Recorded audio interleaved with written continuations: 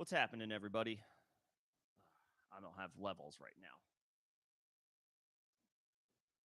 Damn it.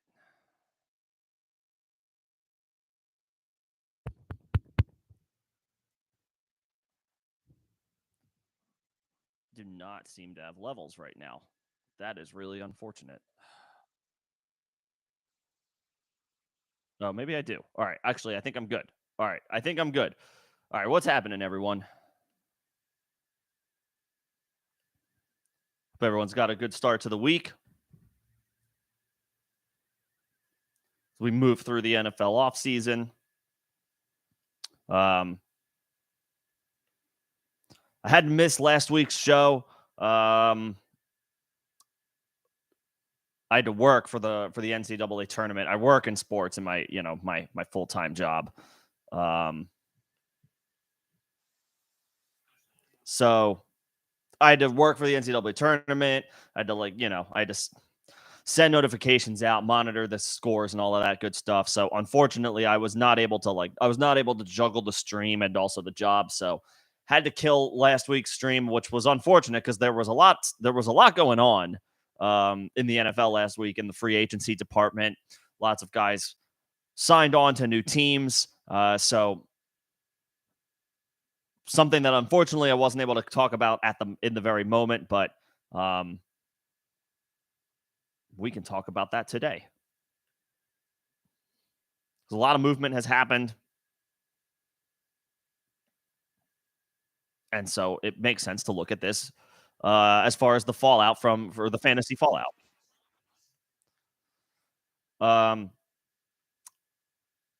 I guess the most recent news around, especially, it's a lot of wide receivers.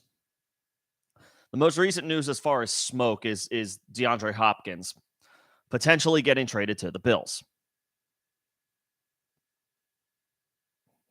Remains to be seen what type of draft capital the Bills would have to give up to acquire Hopkins.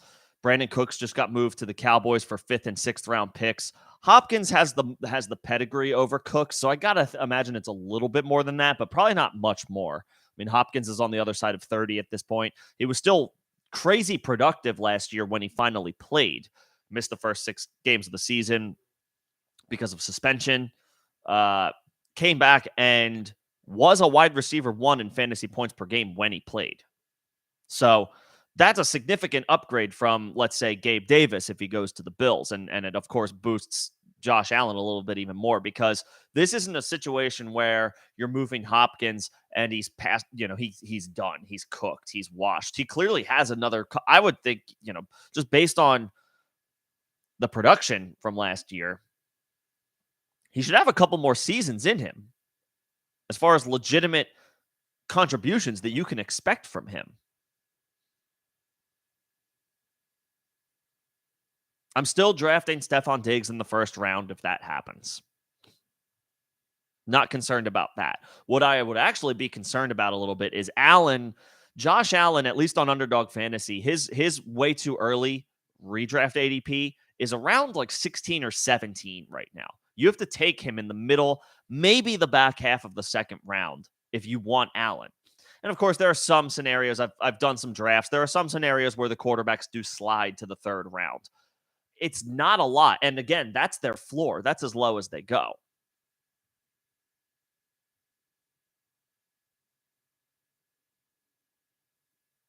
If Hopkins gets traded to Buffalo, Allen's ADP will probably, at least in the short term, will probably start to creep up toward the end of the first round. That's outrageous for me, even in best ball.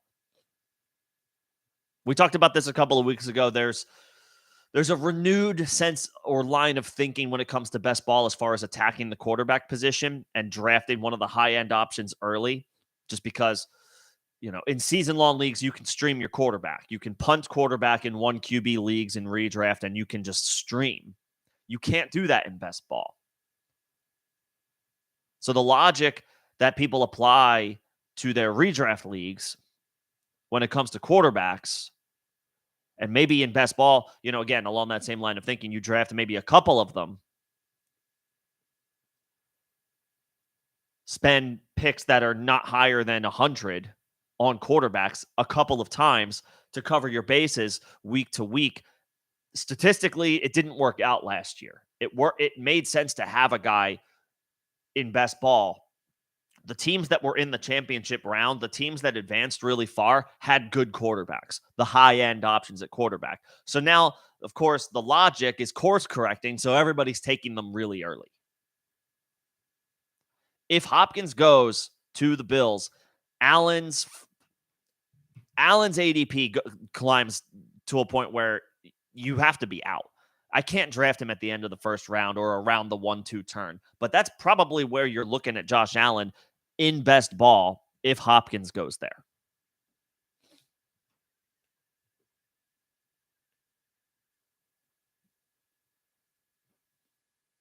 I would still draft Stephon Diggs in the 6, 7, 8 range.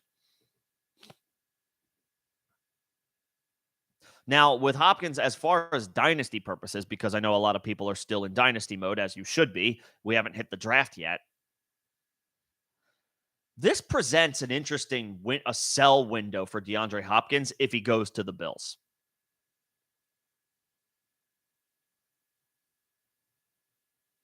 If your team is loaded, if you're gearing up for a championship run, for a title run, then of course keep Hopkins. But if you're anywhere other than that, and you have DeAndre Hopkins, maybe you have a solid team. Maybe you have a solid team, but not a top 3 team. If you have DeAndre Hopkins and he gets traded to the Bills, the time to put him on the block is immediately after that transaction takes place. Get something of value for a 30-year-old or 31-year-old wide receiver who in a couple of seasons, again, I think he's got a couple more seasons in him. But if you're not a contender and you have him, now that would be the time. That would be the time to move him.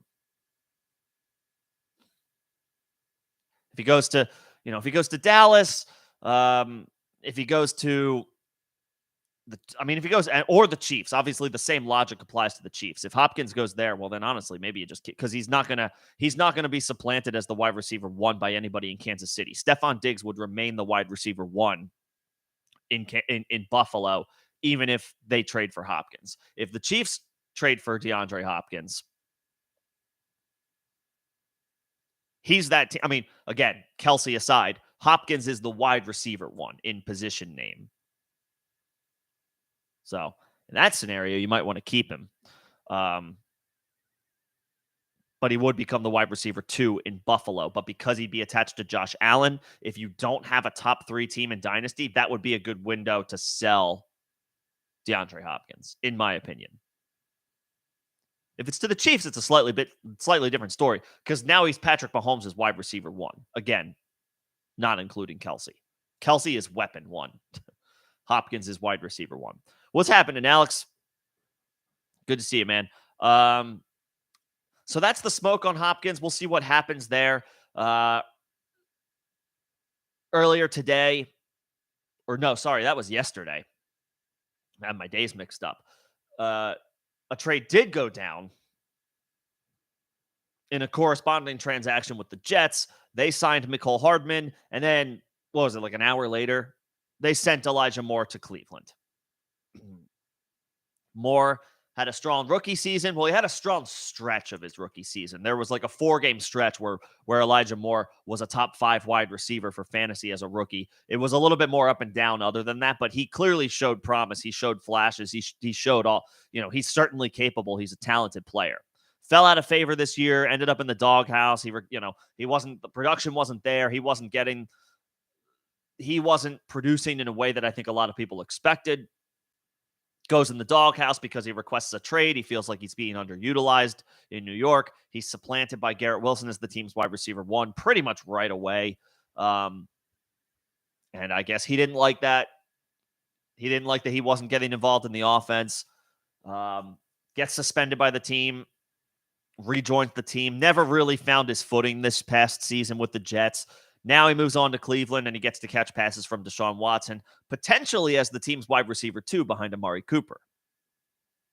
No disrespect to Donovan Peoples-Jones, but that role up to this point, and probably still to this point, is wide open from a competition perspective.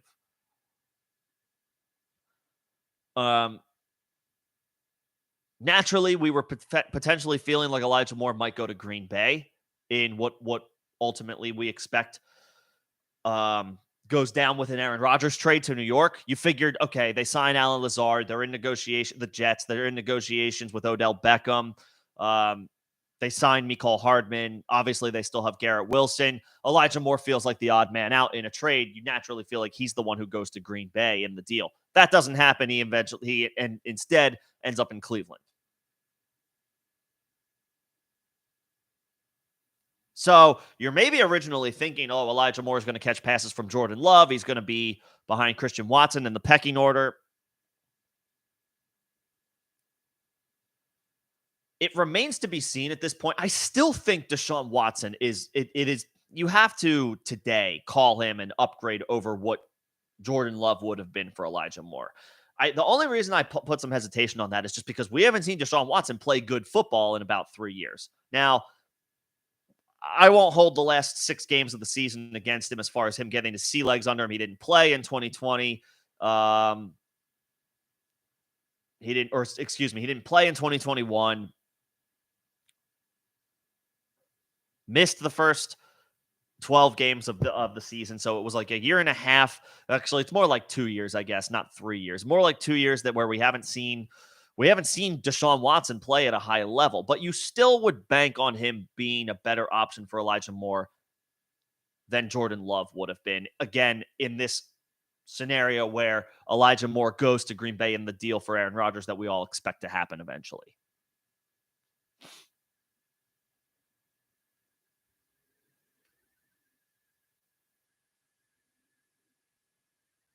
So instead, he ends up in Cleveland. I think this is a good, this is a good spot for him. You would think.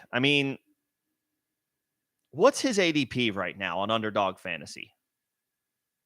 It's not high, and it might not climb that much right now. It'll climb a little bit because now everybody's like, oh, well, now he's got his opportunity. His ADP is 113. We were taking him in the 5th round last year. Now's the time to pounce before he climbs up above the 10th round, which probably will happen. But for now, you can get him in the 11th round. You might be able to get him in the 12th. And again, that'll climb.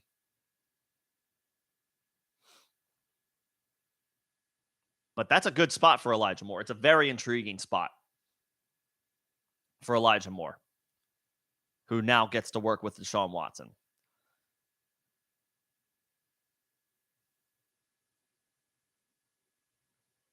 And then again, in the corresponding move, the Jets bring in Mecole Hardman. I was definitely intrigued by Mecole. I threw a couple of offers out for him in Dynasty before he was a free agent, hoping to kind of get him on the cheap. I thought he was going to be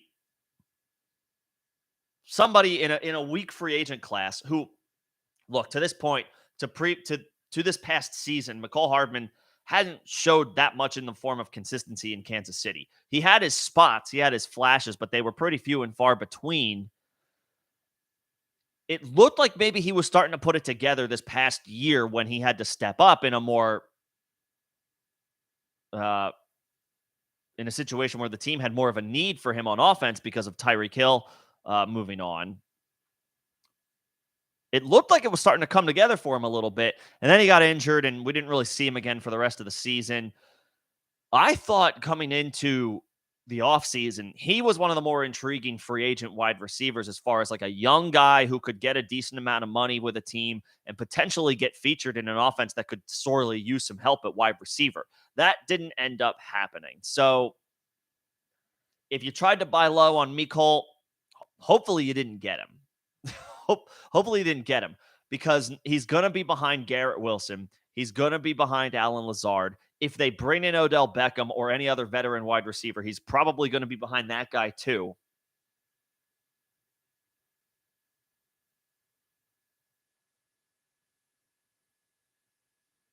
That ultimately would not have it didn't materialize Mecole Hardman's situation the way I thought it would. So He's relegated once again to being if this offseason plays out the way we expect it to play out, Mecole Hardman is not going to be higher than the wide receiver 4 on the team's depth chart. So I know his ADP is below 200 on Underdog Fantasy. That'll climb a little bit now that he's actually signed. But for dynasty purposes, I thought he was an intriguing guy this offseason. Not so much, given this development.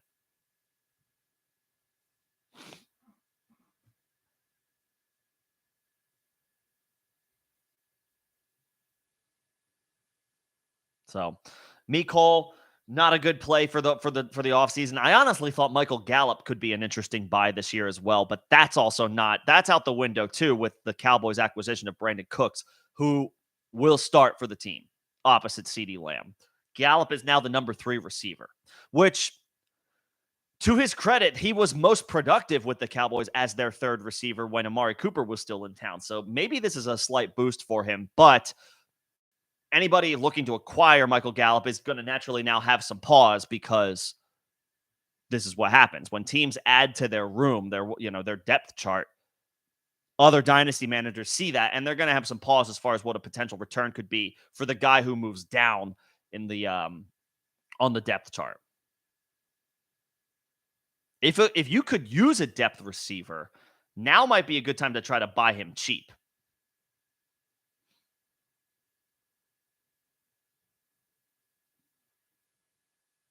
Because again, he was most productive, Gallup was, as Dallas's 3rd wide receiver. He goes back to that now. With the Brandon Cooks acquisition, you might be able to try to buy low on him.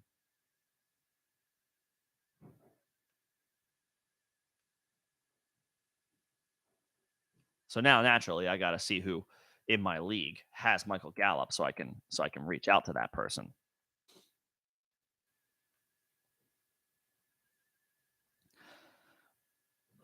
Feel like there's a decent amount of wide receiver talk that can be had today. Alex, as far as your options, I like those names.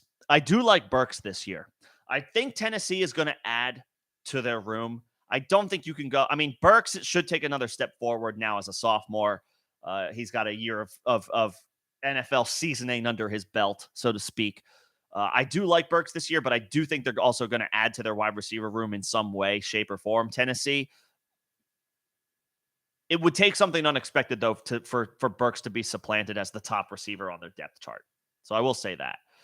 Considering Smith-Njigba at 104 at this point in a super flex draft, I think you have to. I think Smith-Njigba is going to be awesome. I do. I think he's going to be great. I mean, assuming it's Bijan and then Stroud and then Bryce, I think that's perfectly fine. I would absolutely take him over Jahmyr Gibbs, who is interesting. I like Jahmyr Gibbs. He deserves to still be a top 5 or 6 pick. I would take Smith-Njigba over him. If the draft goes, if a super flex draft, if you have the 104 and a super flex draft goes Bijan, Stroud, Bryce Young, I absolutely would take him at 4.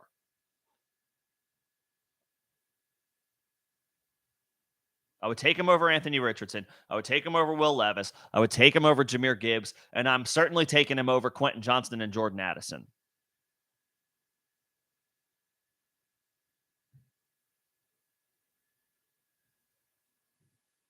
And that makes sense for you because you don't have. I like Mike Williams, but he's not a high-end wide receiver 1 that you hang your hat on. He can give you wide receiver 1 weeks, but then as we all know with Mike Williams, he'll sprinkle in wide receiver 3 weeks here and there.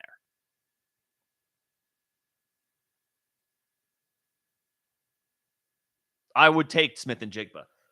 I think he's the top receiver in this class. I'm not worried about the 40 time. I'm worried about what I saw him do on the field when he played. Obviously, 2022 was a lost season for him. But we all watched him do his thing in 2021. With Chris Olave and Garrett Wilson, both on the team, Smith-Njigba had 1,600 receiving yards, and he went nuclear in the Rose Bowl.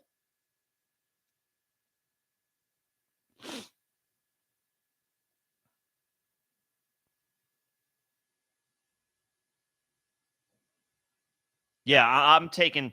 If I have the 104 in a super flex draft this year, I'm taking. That's where I'm taking Smith. I hope he falls there, and he should because the quarterbacks are still good enough in a super flex league to take in the top four, to take in the top three. Excuse me. And obviously, Bijan should be. Uh, as much as I like Smith and Jigba, you have to take Bijan first. That's not going to change.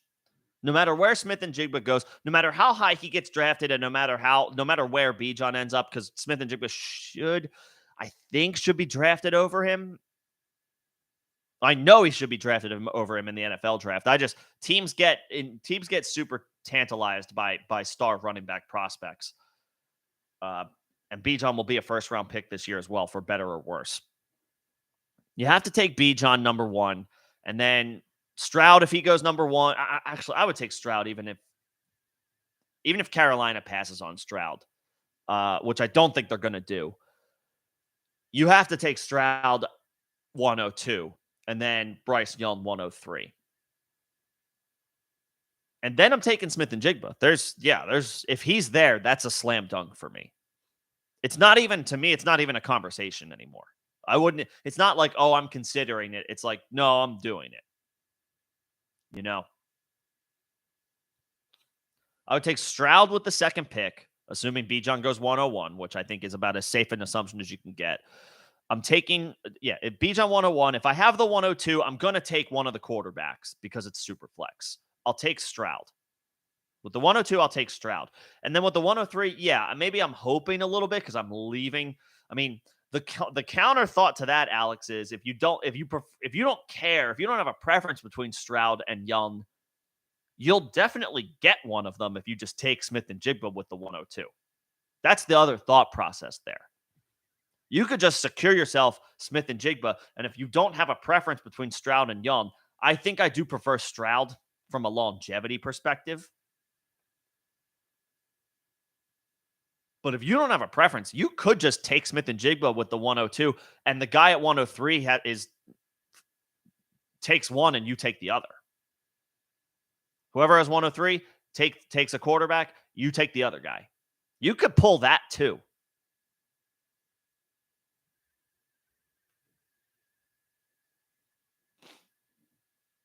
It's not a bad play if you're not enamored with Stroud, which I do think he is a little bit more. I think he's worth the 102 in a vacuum when I don't have other picks the way you do. Like you have picks back, three of the top six. Not everybody has that. People don't have that, which is most people should still take Stroud 102 because you can kind of hedge your bets with your situation.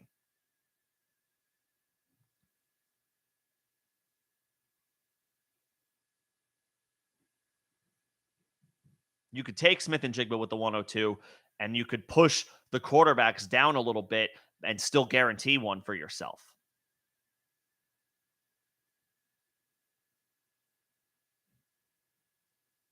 And I'll say this about Stroud and Bryce Young. I was going to kind of bring this up. Eventually anyway, but now that I'm kind of on the topic, I don't think this is earth-shattering or this isn't some crazy hot take. I don't think that's the case, but with Stroud and Young, you're hopefully not relying on these guys at quarterback right away. Because Carolina's offense and Houston's offense are not impressive.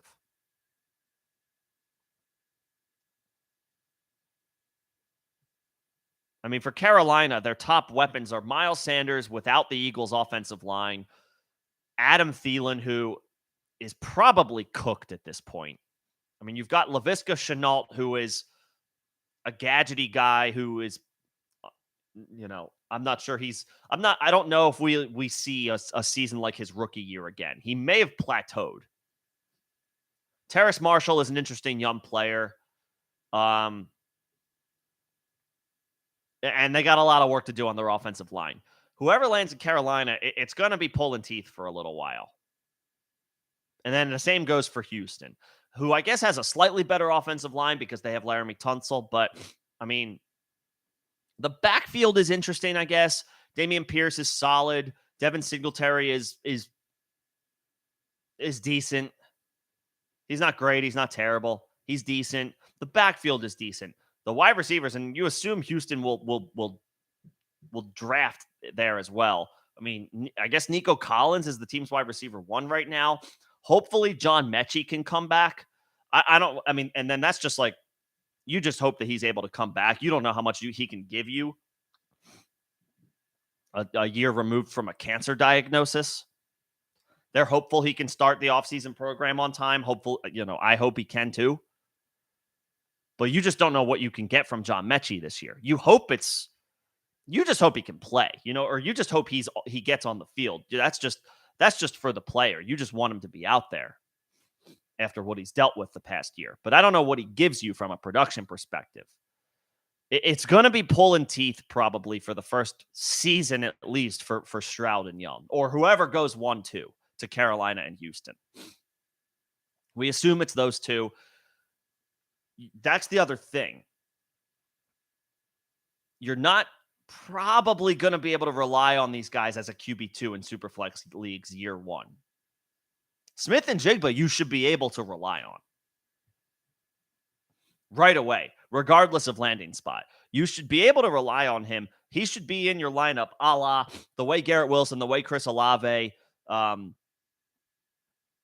am I forgetting from this past season? Drake London. Sorry. Yeah.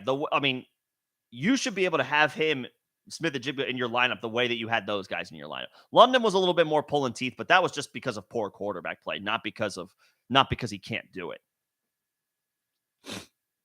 And he proved himself at the end of the season with Desmond Ridder. I think London is a great value, by the way, in redraft leagues on Underdog Fantasy right now. His ADP is like 47, 48.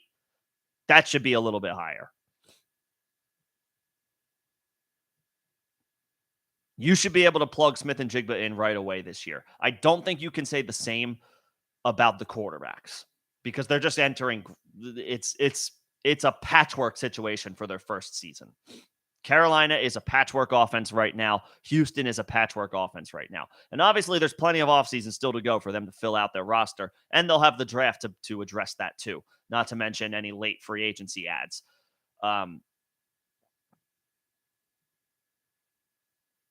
But that's the other thing in Superflex. If you have an option to get these guys, if you're looking for a dude to hit year 1 or to rely on year 1, it's Smith and Jigba. I don't think it's Stroud and Young at the Superflex spot. They'll have their moments. They'll put up their numbers. I just think it's going to be some week-to-week pulling teeth. And not because they're, it's not just they're rookies. They'll have they might have their rookie lumps. They'll hit the wall here and there. It's just the personnel. It's just their supporting cast, what they have to work with. Right now, it's bleh for both of them. Will that stay the same? Of course not. And you don't play Dynasty for year 1. You play Dynasty for, with all years in mind. I just want to point out it could be a little bit of a struggle for the quarterbacks right away. If you just have the 102 and you don't have other first-round picks and you need a quarterback, take a quarterback. But in Alex's situation where you have the 102 and the 104, you can hedge your bets, take Smith and Jigba at the 102, and then just take one of those two quarterbacks at the 104 because one's guaranteed to be there. Again, assuming Bijan Robinson is the first pick, which we all expect.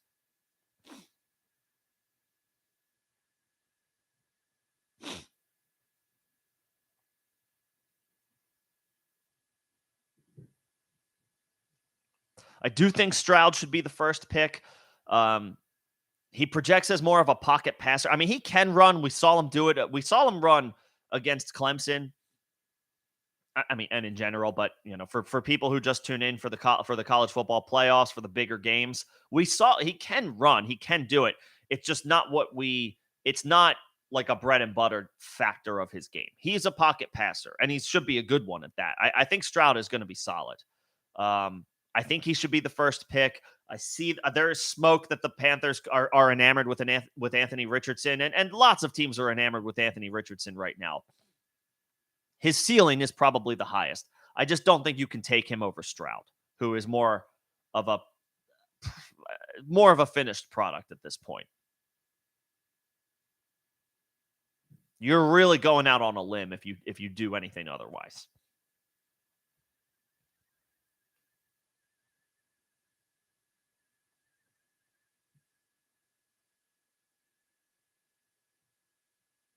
You know. So I think they're going to be good. I wouldn't be banking on them year one. Like, I'm probably out. I mean, I took some shots. I have a couple of shares of Bryce Young in best ball because I've done some early drafts. Excuse me. And I meant to send a draft. I never send an underdog link into the Discord. I have to do that. I'll do that tonight. I'll do it tonight. You can hold me to that. I'll drop a link tonight. Yeah, you can hold me. You can hold me to that. That's my bad. Excuse me, allergies. So I have a couple shares of Bryce Young on underdog, but like I'm not going out of my way at this point. Because I'm assuming he's going to Houston, and it's just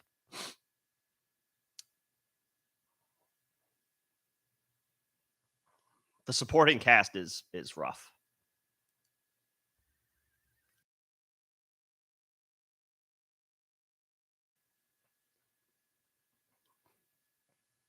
So those are the quarterbacks, at least as far as who we think the top guys are going to be in the draft.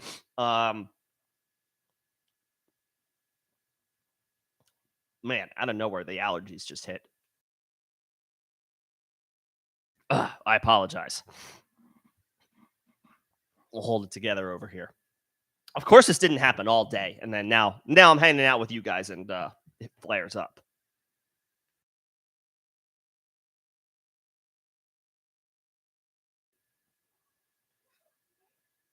Also, of course, if you're interested, the Sweet 16 is starting soon, or actually now. Hopefully nobody's your bracket's probably busted. Purdue lost. Kansas lost. Princeton's in the Sweet 16. Brackets are probably busted.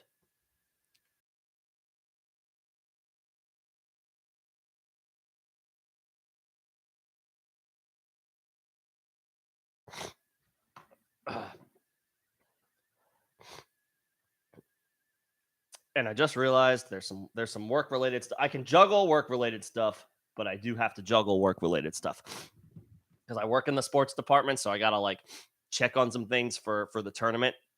Again, that's why I wasn't able to stream last. It's a little bit more doable today because there's just fewer games. But last week it was a little difficult to juggle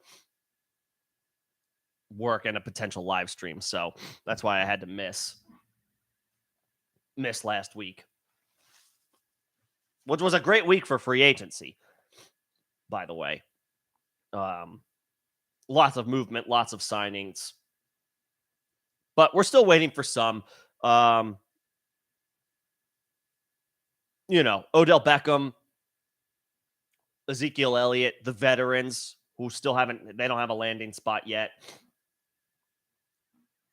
But Zeke's name has emerged today, and he's apparently narrowed his list down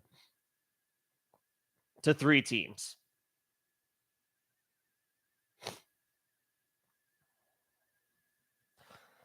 Zeke could go to, again, according to what he apparently has narrowed his wish list down to, he could go to the Jets, he could go to the Bengals, or the most interesting one, he could go to the Eagles. That's apparently what he has whittled his decision down to. In a vacuum, those landing spots make sense. Cincinnati is a contender. Philadelphia is a contender. And we expect the Jets to be contenders if and when they trade for Aaron Rodgers. The pieces are in place for the Jets. They just need a quarterback.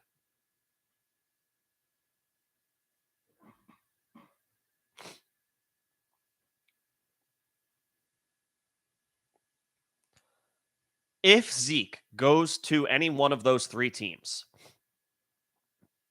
I gotta tell you, I'm not worried about the fantasy implications of Ezekiel Elliott landing in any of one of those three backfields. The one that is obviously the one that's most in flux right now, it's the Bengals. Because we're still we don't know what's going to happen with Joe Mixon.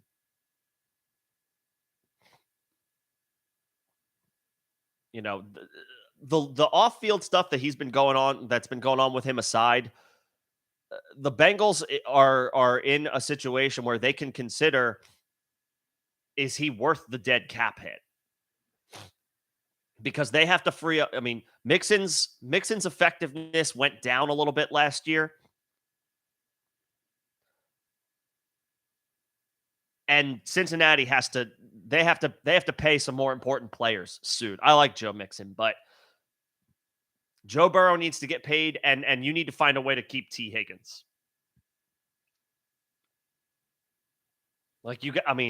No offense to Joe Mixon, but you're prioritizing T. Higgins over Joe Mixon. So that is the backfield that's most in flux. If they sign Zeke,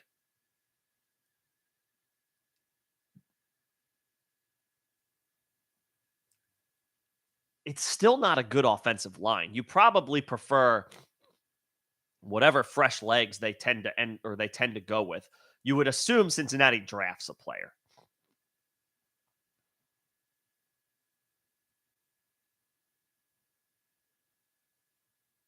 You assume Cincinnati drafts a player there. As for the Eagles, the landing spot is good because the offense is good and the offensive line should be good once again. Jason Kelsey's coming back. They lost Isaac Seumalo to free agency, but they've got a guy waiting in the wings in Cam Jurgens. The Eagles do.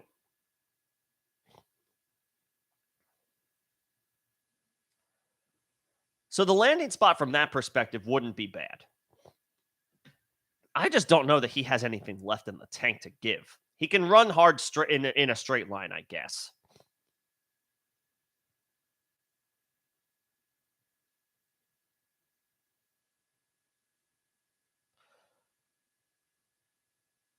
I would still prefer, of course, to have, I'd still prefer Rashad Penny. And I'd probably prefer,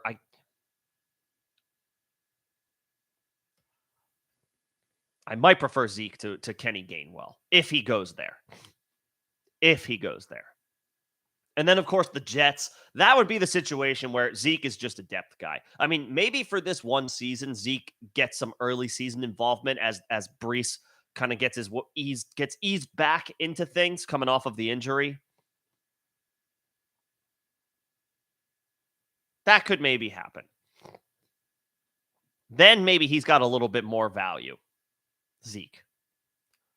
That's that actually might be his best short-term scenario. His best short-term scenario is he goes to the Jets and holds down the fort until Brees gets his legs back under him. Which we hope happens this year, but we've seen with running backs, I mean, the possibility remains that Brees isn't Brees again until 2024. He might be out there this year. But he might not be him. He might not be what we are hoping from Brees Hall until the best case scenario late in the 2023 season. The other potential likely scenario is not until 2024. So then maybe Zeke gets some short-term value if he goes to the Jets. And then, of course, obviously, he goes there. He goes there only if he knows the Aaron Rodgers trade, which we all expect to happen, would have to happen first. Or he signs there knowing that it's just a sure thing. It's just a matter of when.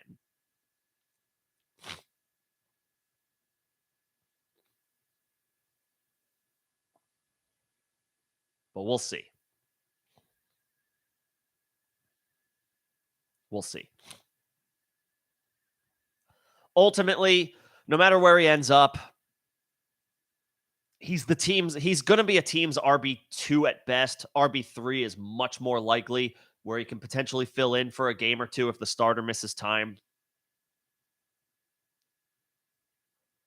But the days of Zeke being anything other than an RB3 for fantasy, and I know he piled up the touchdowns last year. Touchdowns are a high variance statistic. They don't carry over year to year. With Zeke, they traditionally have, but that's because he's been a workhorse for most of his career. You just don't expect that anymore from him, especially in a new environment on a new team. I'm not any more in on Zeke at his ADP or trying to buy him in Dynasty. I have to have a top 1 or 2 team where I'm just going for it for 1 year and I can get Zeke for cheap. That's like literally it. Even then, I'm like, if I already have a top 1 or 2 team, what does Zeke do does he actually even help put me over the top even more? I don't know that we're at that.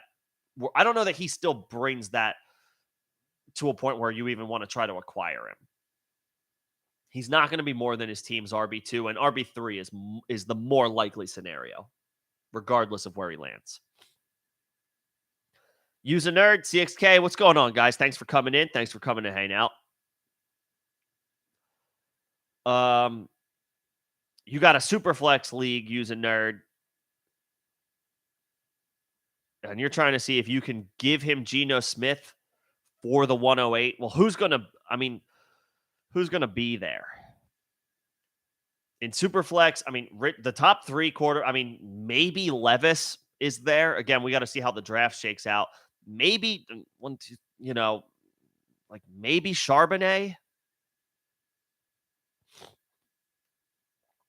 That's the part. But honestly, I would take him with the 107, assuming he's still there.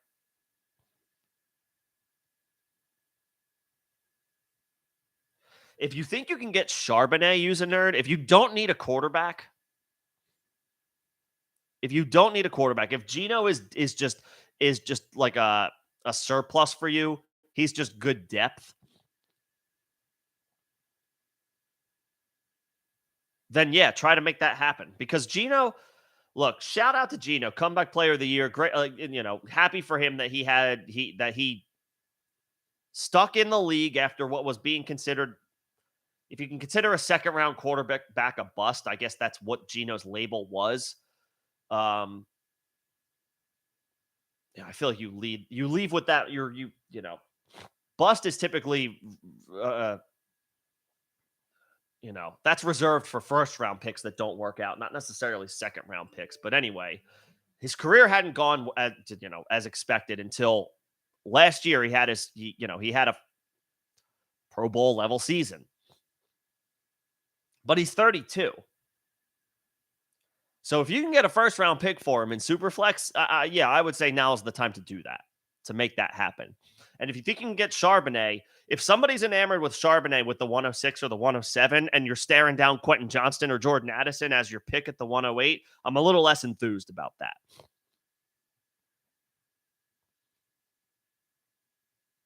Johnston, I guess would be fine. Again, landing spot is key here.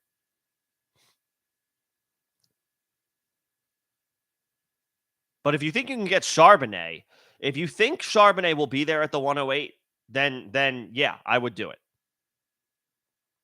If you think you can get Charbonnet at the 108, and you can never have too many running backs, especially when you're not competing, when you're rebuilding, the last thing you want is a running back. But when your roster's set, when you're good and you're looking to compete, then yeah, you can never have too many running backs. Charbonnet would be the play for me if you think you can get him at the 108.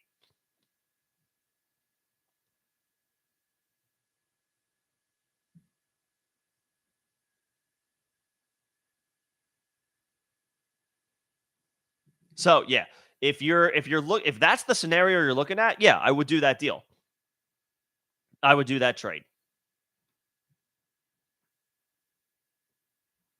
Yeah, if you're good at quarterback and a guy needs one and is willing to give you their first round pick for Geno Smith, I would do that deal. And then you get Charbonnet. I'm not too worried. He's a guy where I'm not worried about his landing spot. I just like him. I think, and I don't think I'm alone there. I think there are a lot of people like Charbonnet. With a guy like Quentin Johnston or a guy like Jordan Addison, then yeah, I'm a little more. It's like, what's the landing spot? And even with Addison, his stock is falling. Um, Charbonnet, I'm not worried about.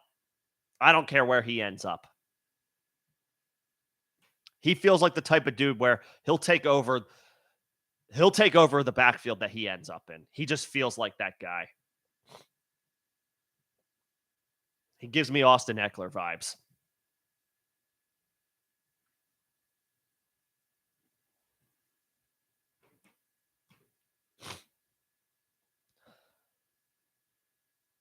And CXK, that is an interesting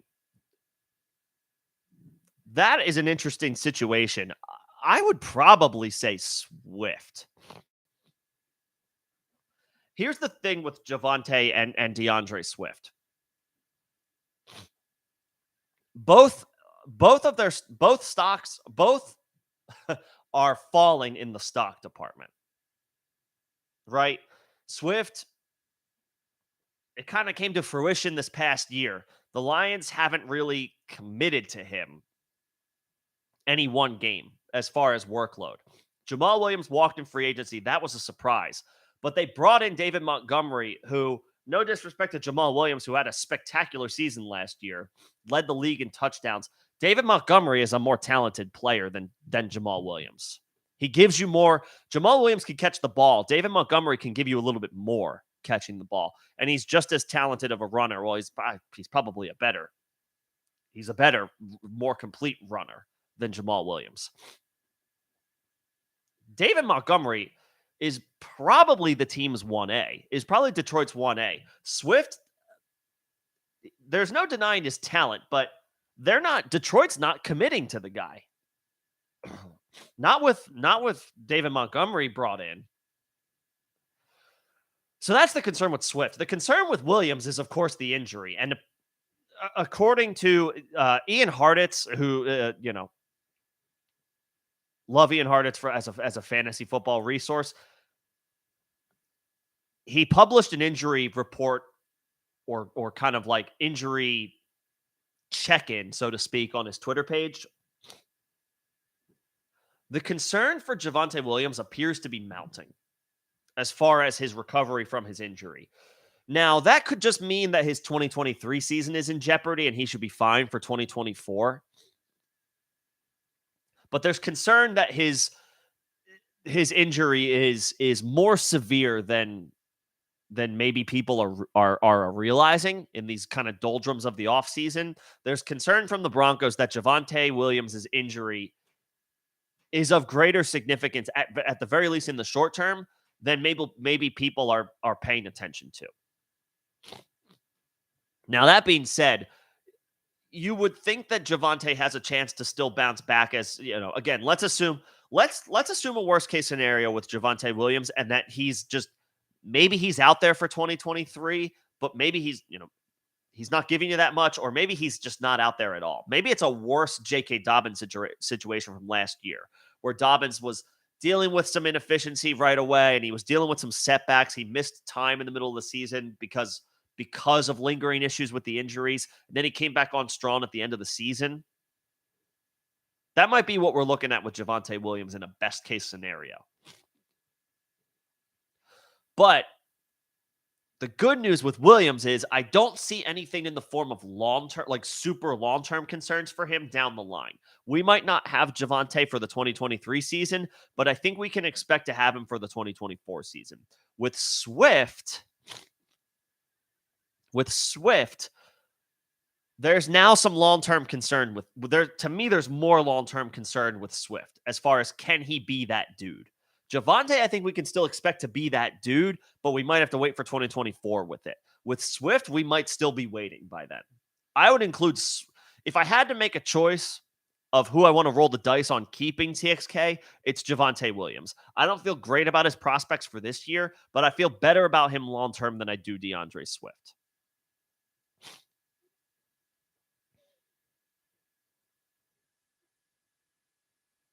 So if you're trying to bring in Josh Allen in Superflex, and the piece that needs to is holding up the deal is one of those backs, DeAndre Swift would be the guy that I move. I like the talent, and I like him at his depreciated ADP. I like Swift at his ADP this year. I do. I'll say that.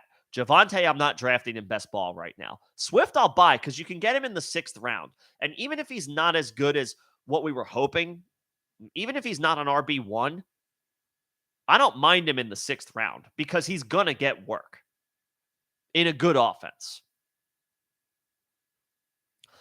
But in Dynasty, I'll roll the dice on Javonte.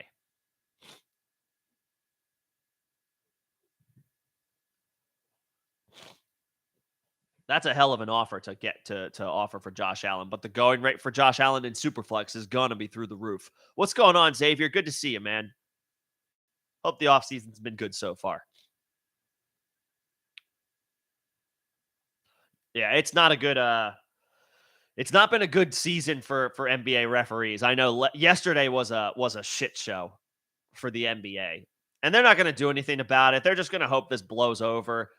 I think around the All-Star break, Adam Silver was like, I don't have an issue with the officiating. Our officiating is fine.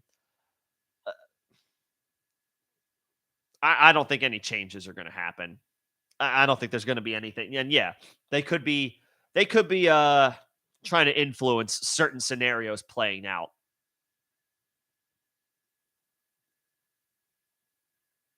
I don't think anybody believes at this point that the higher ups and the powers that be, as far as like governing bodies or commissioners or whoever oversees these leagues, whether it's a commissioner or a committee or whatever, they're not getting their hands dirty, and they're getting their hands in there here and there from time to time. Anybody who gambles is definitely got that feeling that there's certain other players and forces in play as far as determining the outcome of things, and I don't think the NBA is any different in that regard. I hate to say it, but I mean, you can't help but feel anybody who gambles, you can't help but feel that way sometimes. Maybe more than sometimes,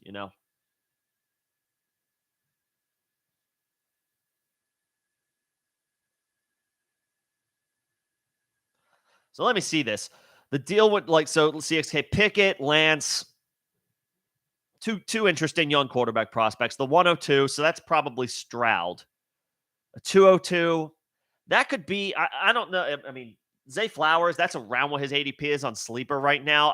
I would think it climbs. So maybe you're looking at like a Devon A chain there, something like that. A 24 first, that would be late. Okay.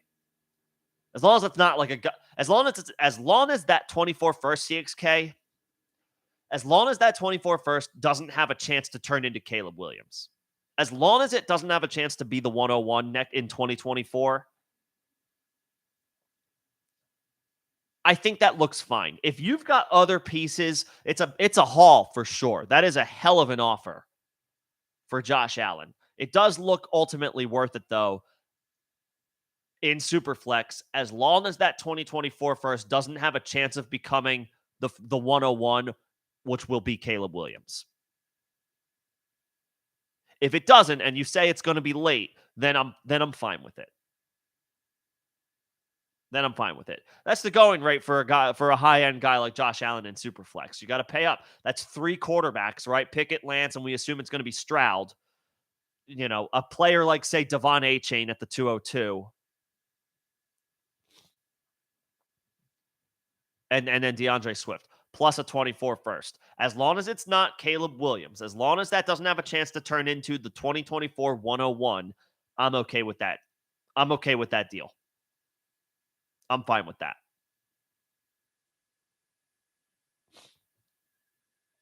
I think that's okay.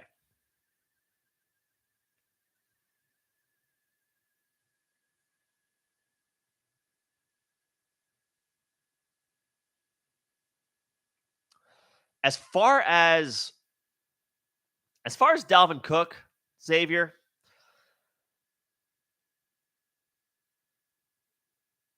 I don't think he goes to the Eagles. The Eagles are notorious at this point for spending with Howie Roseman as the GM. The Eagles are notorious for spending as few resources as they can on running backs. Whether it works out or not is another story, but that has been their MO. They do not invest. Now, Miles Sanders was a second round pick. I think if you asked Howie Roseman behind closed doors, and this was back in what, 2018? Or no, it was 2020 that they drafted Miles Sanders. 2019? 2019. It was a few years ago. It was 4 years ago at this point. If you ask Howie Roseman behind closed doors, I bet you he would tell you that he wants that pick back. He would take that pick. Now, I'm off the top of my head, I don't know who went behind or who went after Miles Sanders in the draft, but I'd be willing to bet behind closed doors Howie Roseman will tell you he wishes he had that pick back. They just don't invest. They don't invest a lot of resources into running back. They just signed Rashad Penny for $1.35 million.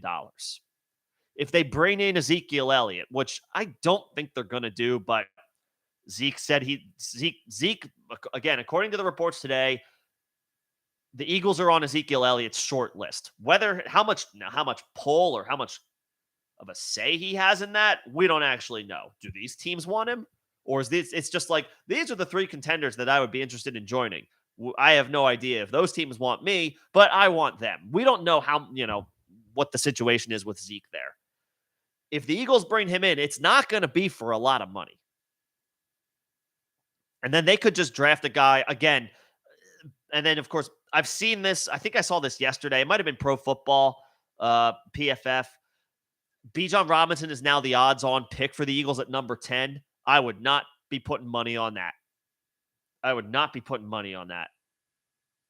So, with all that said, I don't think the Eagles are a landing spot for Dalvin Cook. Unless they can get him for like a 6th round pick. Like they're going to try to, if the Vikings are willing to get whatever they can for Dalvin Cook, that's the best offer they're going to get from the Eagles. Maybe a 5th round pick. Teams just don't trade up draft capital for wide receiver. Brandon Cooks, who I know is older, but like so is Dalvin Cook, but relative to running backs, Brandon Cooks just got traded for a 5th round pick and a 6th round pick.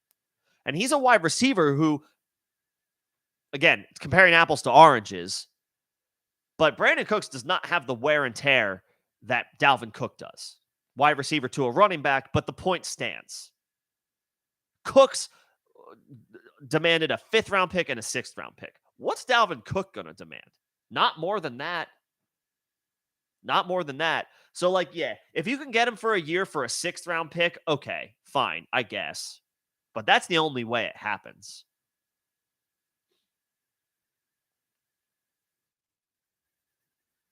And then, of course, what's Cook's cap hit?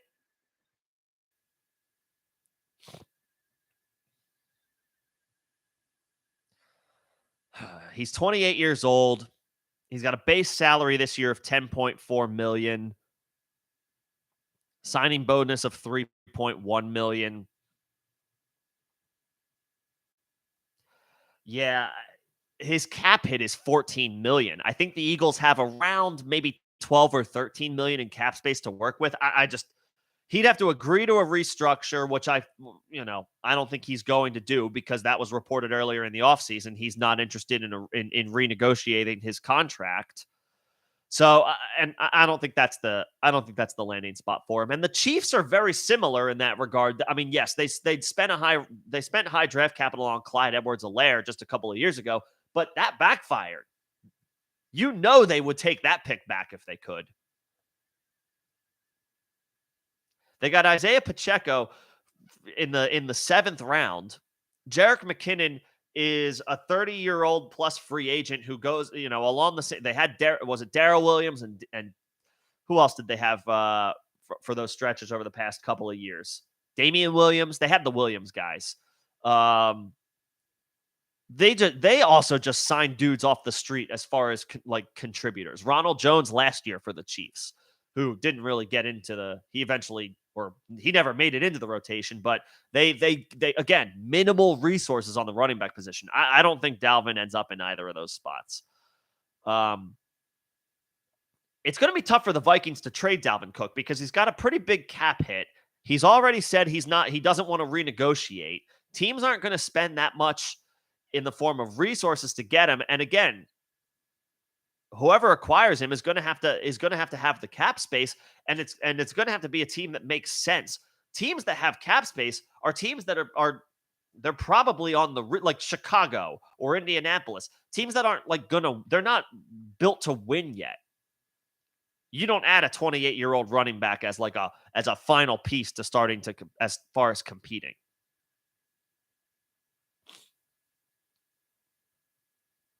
You know, like I don't know. I haven't given this much thought, but I don't know that Dalvin goes anywhere other than I think Minnesota might just be forced to keep him. If he's not gonna renegotiate, they might just need to keep him and run it back for one more year. I don't know that amounts to anything for the Vikings as far as any different results from what they had this year, which was a first round exit in the playoffs. But they may not have a choice.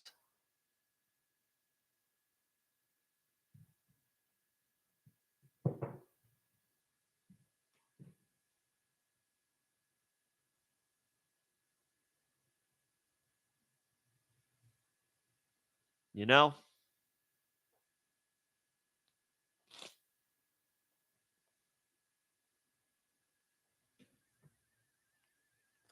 It's tough. I mean, it's tough for the running backs.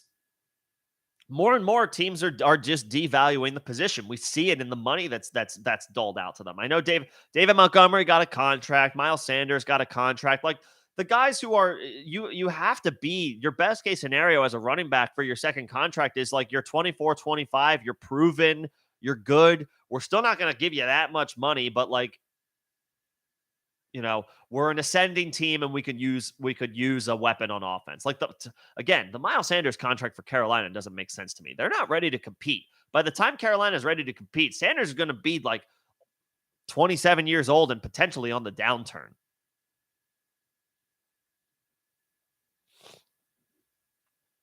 Plus, let's see what Sanders does behind an offensive line that's not the Eagles' offensive line.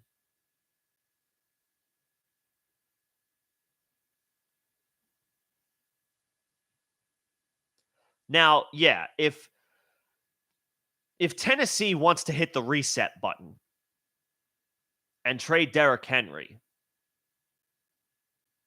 which they probably should, because I think they've been supplanted by Jacksonville as the best team in the AFC South, especially with Trevor Lawrence there. I mean, the Titans are not going to surpass Jacksonville for a couple of seasons. They should trade Derrick Henry. Now, Derrick Henry, again, he's got significant tread on his tires and has dealt with injuries the past couple of seasons. The name recognition for him might make him a little bit more of an appealing play. Of course, his contract is crazy too.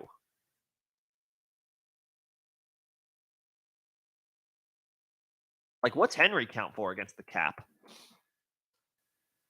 Might be more than Dalvin. It is by a couple million. I mean, yeah, Henry's cap hit this year is 16 million. His dead cap hit is 10 million. That's a hard contract to move. That's a really hard contract to move. In his age 29 season.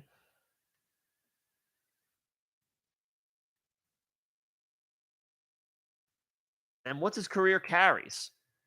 1750. I mean, again, he's 100 carries away from the if y'all have stuck with me for the past couple of years, you may have heard me say that threshold that you worry about with running backs is 1,800 career carries.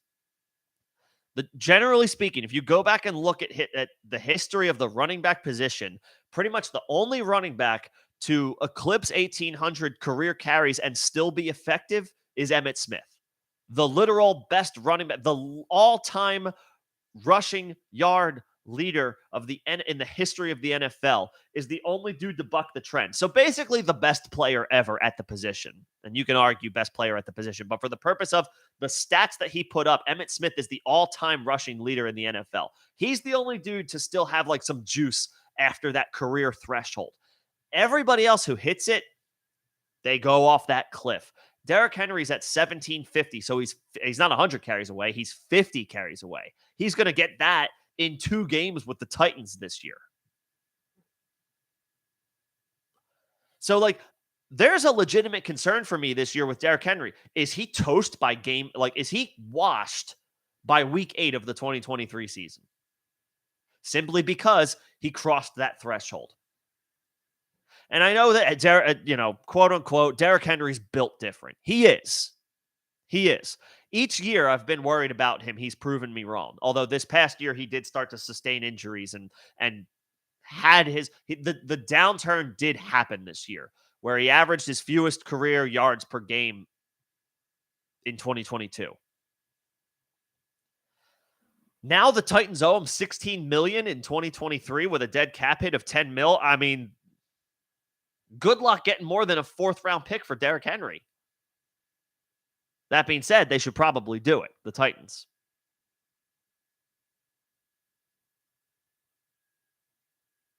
And I don't know who the team is with the cap space that is willing to make that move.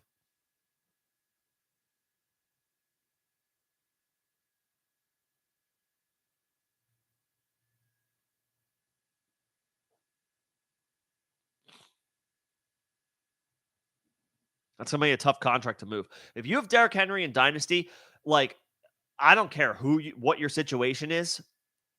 You're like, if I have Derrick Henry in Dynasty, I'm hoping he pops off week 1 and then I sell him for a 1st-round pick. Somebody buys back in after week 1. It's probably not reasonable, probably not feasible, probably not fair to hope for a return like that, but that's the scenario that I'm hoping for. If I have Derrick Henry in Dynasty.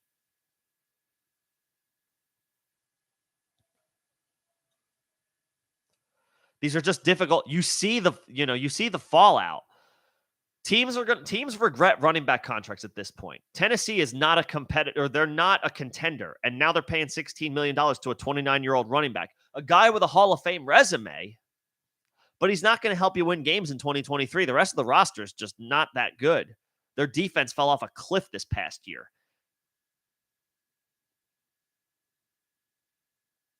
And they were usurped by Jacksonville as the best team in the division. You figure Jacksonville continues to only get better. Jacksonville, yeah, they were 8-9 last year, but their arrow is trending up. They have a young quarterback and an interesting offense. Tennessee is trending down. But now they're stuck paying him all this money for a team that's not going to compete. And then it's the same deal with Dalvin Cook. Yes, the Vikings, I guess, they're closer to contending than the Titans are.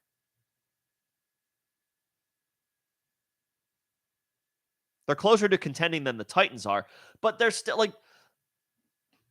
everybody was calling the Vikings frauds going into the playoffs, and that's exactly what happened. The Giants, who are not that great of a team, I know they had a good season. They had a nice year. They went 10 they won 10 games. They went on the road and won a playoff game. The Vikings are not. They might be the best team in the NFC North, but they're not on the same level as Philly, even after all of their roster, after all the roster changes from free agency, or San Francisco.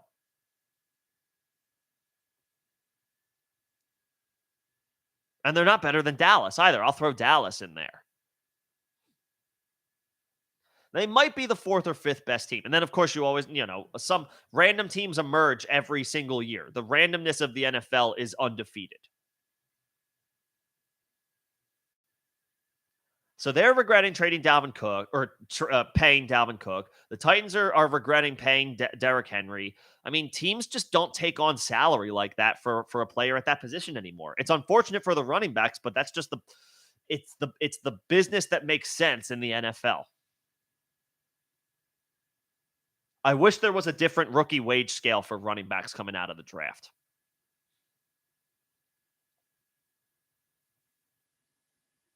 I wish the rules for the players' sake, for the sake of the players, for the sake of the running backs, I wish the rookie wage scale was different for running backs than it was for other positions. But it's not.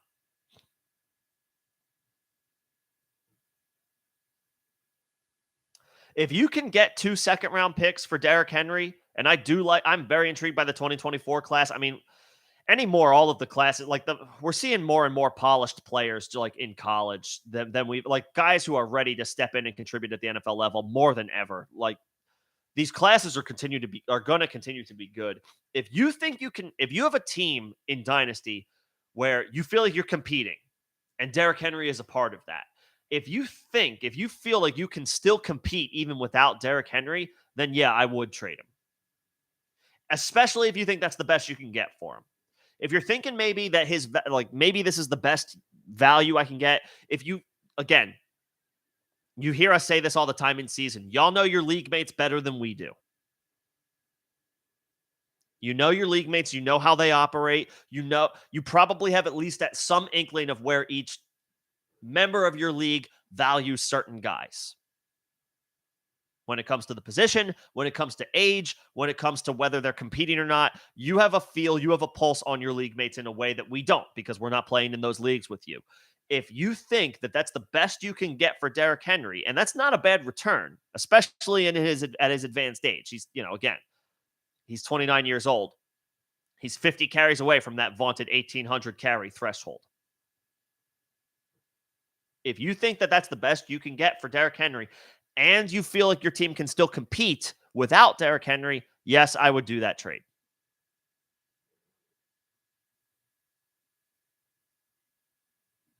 Yes, I would do that deal.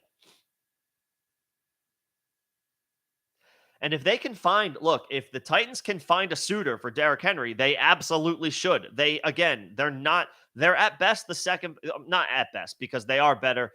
Tennessee should still be able to put together, at least for 2023, a better season than Houston or Indianapolis. But those teams are both in prime position to get their quarterbacks of the future, at least they hope, this offseason. Tennessee is not far away from being the worst team in this division. They should unload Derrick Henry. They should reset for the future. Whether they do or not to start the season because they still have Ryan Tannehill is yet to be determined. But if I'm the Titans, I'm looking at all these variables and I am hitting the reset button. I'm trying to find a suitor for Ryan Tannehill. Does anybody want a bridge quarterback? Because quarterbacks are always in demand. Does anybody want a bridge quarterback? Does anybody want Derrick Henry?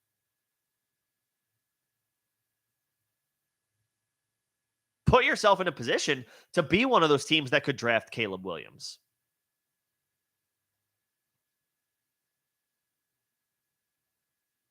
I don't blame any team.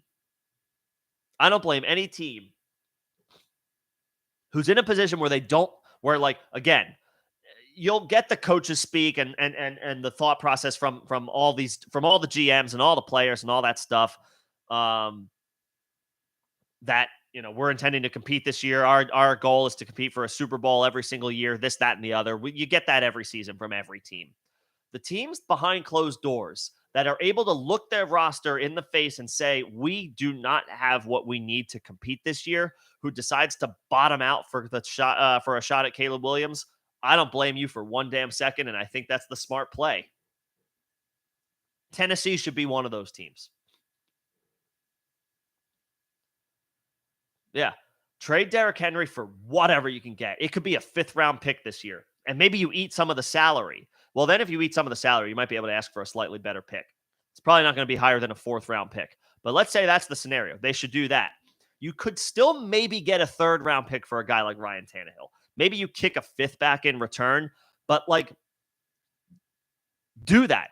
Quarterbacks are always in demand. And Ryan Tannehill has proven to be at least a guy who you can throw out there as an NFL caliber starter.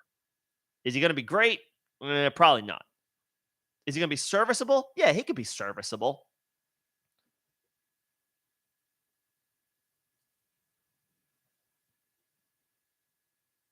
ride a season with Malik Willis. See what you have. If he's terrible, if he's not good, you'll be in a position to either have the first pick in the draft to take Caleb Williams, or, well, the team who ends up with the first pick in the draft is probably not going to trade that pick.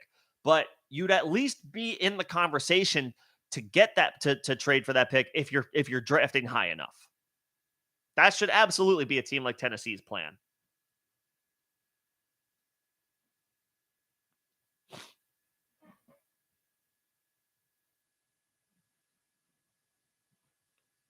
They should trade Ryan Tannehill. They should trade Derrick Henry.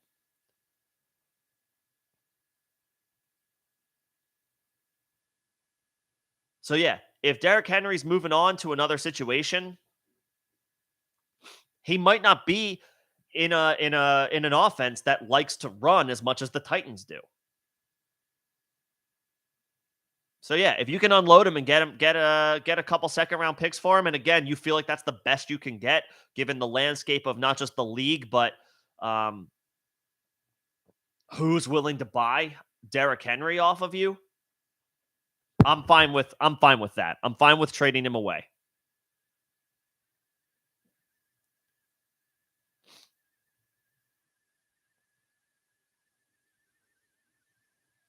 I'd be worried about him even if I was a contender.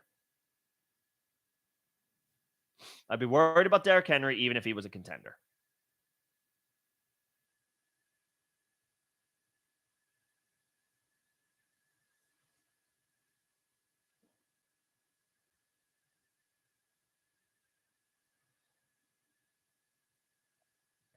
So there's a lot this offseason that still needs to play out. The draft, of course, is kind of the deadline, so to speak, of like when it makes sense for the last few big transactions to take place, whether it's in the form of a trade or a signing. So, with about a month to go, there's still plenty of movement that can absolutely happen. My boss is hitting me up about the NCAA tournament, so I may have to stand down here shortly. The last thing I wanted to just talk about or briefly touch on is Lamar Jackson.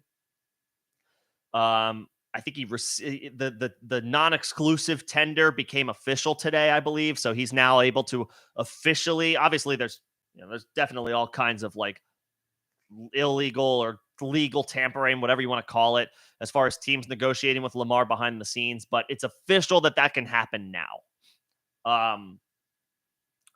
I was on record early in the offseason, as recently as a few weeks ago, saying I still believe Lamar Jackson returns to Baltimore. I no longer think that's the case.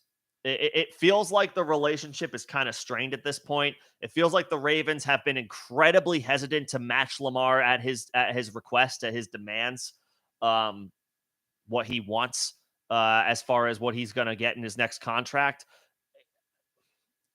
Barring something unforeseen, it feels like those two are not on the same page. It feels like Lamar and the Ravens are at a crossroads that they have been unable to navigate and come to an agreement on. He'd be a Raven if that was the case. He'd be locked up if that wasn't the case. I now kind of believe that he's going to move on.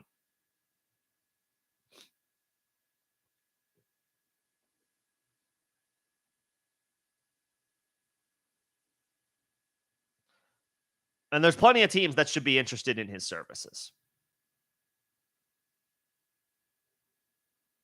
A former MVP, he was unanimous, right? He was a unanimous MVP. I mean, you're willing to dole out a strong chunk of your cap space for a guy of his caliber.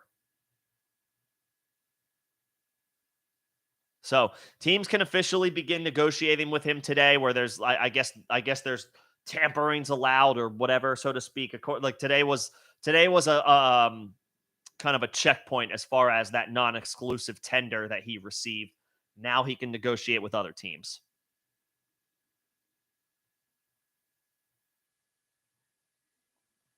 I do not think he's returning to Baltimore. I'm still interested in J.K. Dobbins this year in redraft, but I mean, stock down on, I mean, I guess, Mark Andrews has a chance to still retain high tight end value because we've seen him produce at a high level with Tyler Huntley before. But are they going to move forward with Tyler Huntley? I mean, Tyler Huntley has played admirably in the opportunities that he has gotten, but Baltimore probably addresses the quarterback situation in one way, shape, or form in the in the form of a guy that they expect to be a little bit more of a entrenched starter if they do in fact move on from Lamar Jackson, which feels like is going to happen at this point. I don't totally understand it. They're a contender with him. They're not without him. And it's kind of just that simple. So we'll be sure, of course, to keep an eye on whatever ends up happening. Once we know Lamar's landing spot, there will be immediate reaction as far as whatever offense he is at, whether he stays in Baltimore, which feels uncertain or unlikely at this point, and then or if he moves on somewhere else, and the supporting cast that he steps into. We'll, of course, get a breakdown for all of that once we know who it is that he's playing for and who it is that he's working with. We'll be sure to have that covered.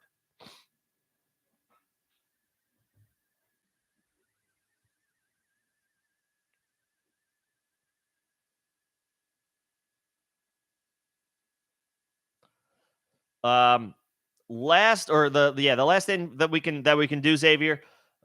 My boss is like, "Hey, what's going on with the tournament right now?" So I gotta address some real life stuff here shortly, but I got a little bit of time, I think, before I got to worry about any of that. As far as projected players, it's tough to go against Christian McCaffrey at the running back position. It's difficult to repeat as the RB1, but McCaffrey is the most talented player at the position in the best offense for running backs. All he needs to do is stay healthy. If McCaffrey plays 14 games or more, he's going to be the RB1. That being said, if I can get the 7th or 8th or, let's say even 9th pick in redraft and I get Jonathan Taylor, I will feel really good about that. I'll feel really good about that. I got to give it to McCaffrey, though. I got it for the running backs. For the quarterbacks, if the Bills acquire DeAndre Hopkins, it's Josh Allen. If not, I'll say it's Jalen Hurts at quarterback. He's got elite weapons to throw to. A.J. Brown, Devontae Smith, Dallas Goedert. He's got the best offensive line in the league. And he offers elite rushing upside. Hurts is the QB1 unless the Bills trade for DeAndre Hopkins, and then Allen has Diggs and Hopkins plus the elite rushing upside that he brings to the table.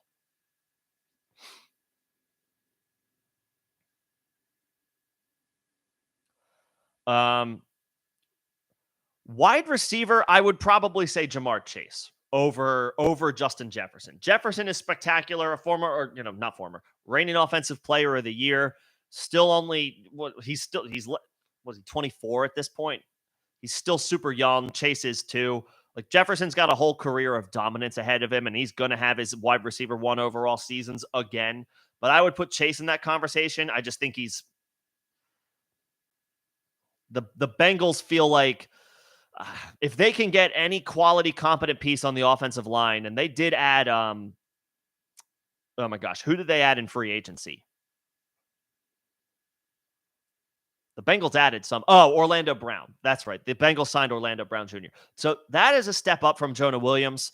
So the offensive line got a little bit better. If they're any more competent, if Joe Burrow has an extra half second to throw each throw, Jamar Chase is going to go nuclear.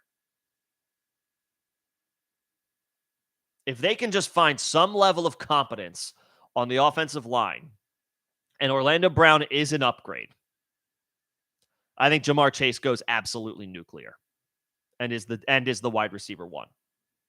And they should find some level of slightly better play with Orlando Brown playing left tackle.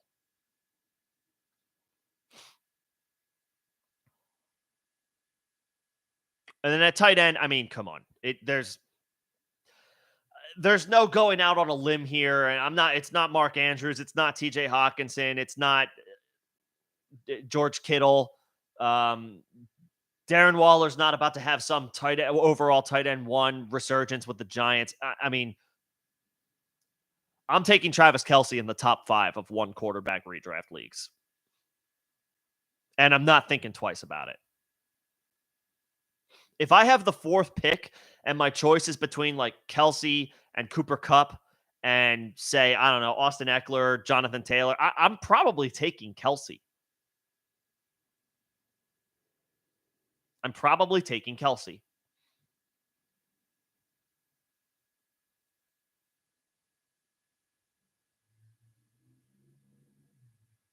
over Cooper Kupp, who is, maybe a broken Matthew Stafford is still good enough to prop up Cooper Kupp to put up elite level seasons, but I don't know that Matt Stafford isn't just broken at this point. I hope he's not. I never root for guys to, break down due to injury and fizzle out of the league in that way. But I mean, Stafford has, you want to talk about wear and tear from the quarterback position? That's Matthew Stafford. I mean, the back injuries that he suffered, all the injuries that he accumulated in Detroit, the big hits. I mean, he's dealing with big, serious injury concerns at this point in his career. I don't know that Cooper Kupp has a 2020 or even half of a 2020 or his half of 2021 that he was I don't know that gets duplicated again. I would take Kelce over him. I would take Kelce. Yeah, I would take Kelce over him. And I probably take Kelce over guys like Eckler, Jonathan Taylor, Stephon Diggs, Tyreek Hill. I'm taking Kelce. I can't ignore at this point. He's the king of the castle at the tight end position. There's no play in games. Any given year, as long as Travis Kelce is catching passes from Patrick Mahomes, as long as he's not like 39 years old, which is not too far away, but it is for now. He's another 4 seasons or so away from turning, approaching his age 40. As long as he's catching passes from Patrick Mahomes, there's no messing around as far as hot takes. Like, who's the tight end one this year? You can't say anybody else other than Travis Kelce. You just can't.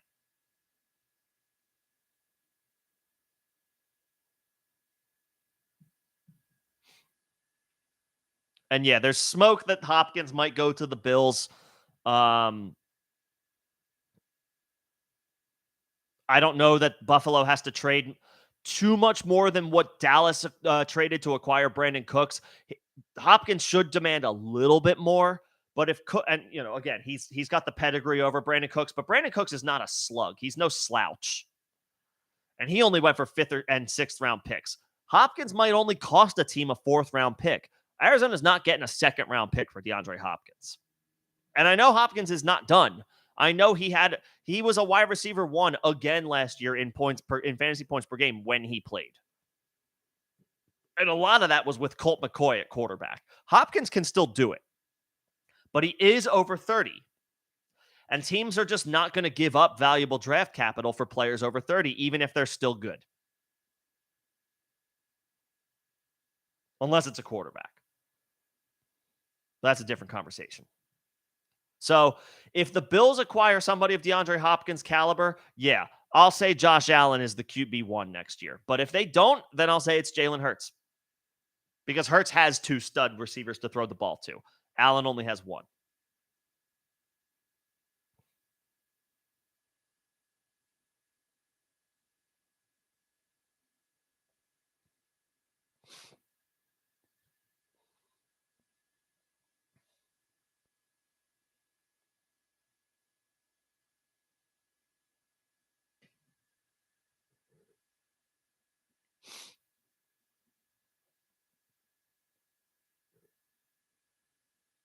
So way too early look at who I would take number one overall at each position, but I think that's probably not going to change too much for the rest of the offseason. I would put, pending of DeAndre Hopkins trade, I would put Jalen Hurts QB1.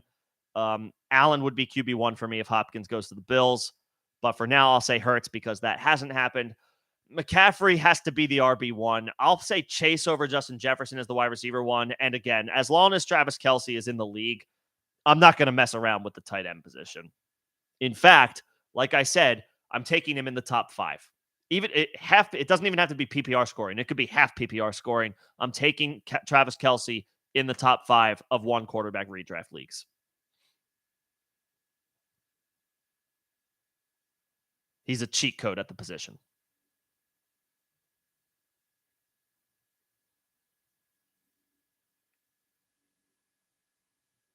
And a lot of fun to watch. I do have to shut this down. I gotta get some real or not real. I gotta get some. This is my full-time job that I have to get to because the tournament, the Sweet 16 has kicked off, and I got to take care of some things for that because I work in sports all the time, which is fun, but also means that I have to be available for work when the games are going on. So I do got to shut this down. I appreciate everybody coming in and hanging out, asking questions, talking shop. Y'all know it's never too early to talk football. I will be back next week, next Thursday, same time. We'll get some free agency stuff out between now and then, depending on what happens. So you can be on the lookout for some more content. Of course, if anybody has any questions or if you need to hit me up at any point, y'all know about the Discord, evergreen invite, or if you're already in there, just drop your question. We'll be sure to help out there. And we'll keep moving this forward as we slowly but surely inch closer to the NFL draft. Thank you guys for coming in and hanging out. As always, y'all already know. Have a great weekend. If you're watching this, if you're watching the NCAA tournament, enjoy. If you're not doing that, you're doing whatever else you're doing. Have fun. Stay safe. I'll see you guys next week. Thanks, everybody.